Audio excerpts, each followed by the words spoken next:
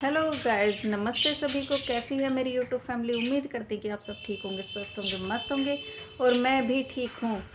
तो जैसे कि आप लोगों के ने मुझे एक वीडियो मैंने पहले भी डाली थी, आप लोगों ने बहुत सारा प्यार दिया और बहुत सारा आशीर्वाद दिया। तो मुझे एक मैंने कमेंट्स में पूछा था कि जो जो बहन जानती हैं, जिन्होंने बच्चे पैदा किए हैं, वो हमारी बहन अच्छी तरीके से जानती हैं कि बच्चा पैदा करने के बाद एक औरत खड़ी नहीं हो सकती। और अगर बच्चा इसका ही बच्चा होता, सीमा हैदर का अगर बच्चा होता, तो ये इस तरह से नाचती कूदती ठुमके नहीं लगाती। जैसे कि मैंने आपको देखा है, कल की इसकी वीडियो आई थी, एक छत पर कूद कूद के नाच रही थी। तो उस वीडियो को आपने भी सबने देखा होगा, क्योंकि सभी देख रहे हैं और सभी मेरी बहनें माताएं जितनी आवाज़ उठा रही हैं सभी साथ खड़ी हुई हैं। तो जिसमें कि इसने एक वीडियो डाली थी, वो डाली थी मोमिन सर के लिए, इसने मतलब वीडियो डाली और बहुत गंदा बोला गया कि जिसकी बम में दम है वो रोक के दिखाए, डीजे के तार लगा दिए हैं। तो जैसे कि आपने देखा था कि डीजे के तार लग गए हैं, तो भाई अभी तुझे पता नहीं है कि डीजे के तार तेरे 2-3 दिन में फिर कटने वाले हैं। तो तू जोड़ता रहे मोमिन सर, तेरे डीजे के तार काटते रहेंगे। तो जैसे कि आप लोगों ने देखा था, मेरे बहन भाइयों ने सभी ने देखा था कि ये हॉस्पिटल से आते हुए 4 बजे AP सिंह ने बोलते 3-4 बजे 3:55 पर बेटी पैदा हुई, 8 बजे ये लेडीज़ घर में नाचते हुए बढ़ती है। तो क्या इसमें कितना सच है?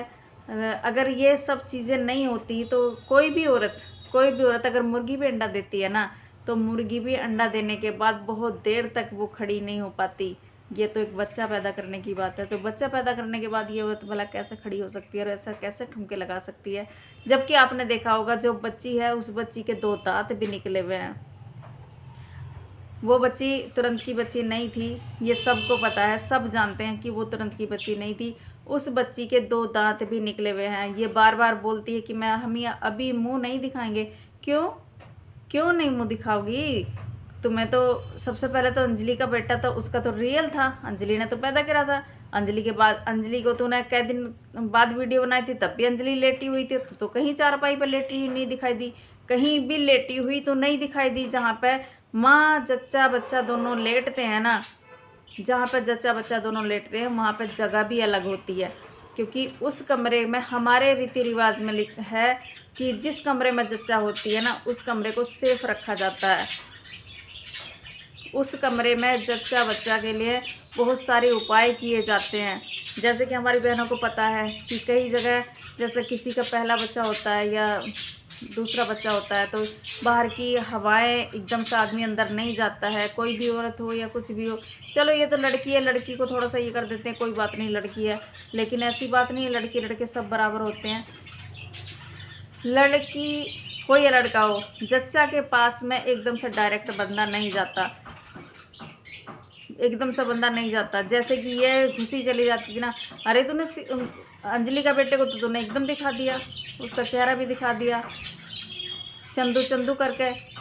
और तूने क्यों नहीं दिखा रही? तेरी तो बेटी है, क्यों चेहरा नहीं दिखा रही, क्यों चेहरा छुपा रही है? क्योंकि बच्चा तेरा नहीं है, उस बच्चे को जन्म तूने दिया ही नहीं है। एक माँ बच्चा पैदा करने के बाद में कई दिन तक नहीं खड़ी हो पाती। जैसे कि मैंने पिछली वीडियो में भी बताया था कि बच्चा पैदा अगर औरत को होता है तो उसके बाद में भी उसको इतना ही पेन होता है जैसे बच्चा पैदा होने का पेन होता है, उसको बाद में भी ऐसा पेन होता है। सब मेरी बहनों को पता होगा, जिन्होंने बच्चे पैदा किए, सारी बहनों को पता होगा। और अक्सर मेरी सारी वही बहनें जुड़ी हुई हैं इस केस में, जिनके जो बच्चे वाली हैं, सभी मेरी बहनें वो जुड़ी हुई हैं। और इस केस को कितना मतलब हमारी बहनों ने इस केस में कितनी आवाज़ उठाई है, कितना कुछ मतलब सब कुछ। लेकिन हाँ, हारना नहीं है। जैसे कि मम्मी सर ने बोला कि हारना नहीं है, अब तुम्हारी जीत तुम्हारे पास है।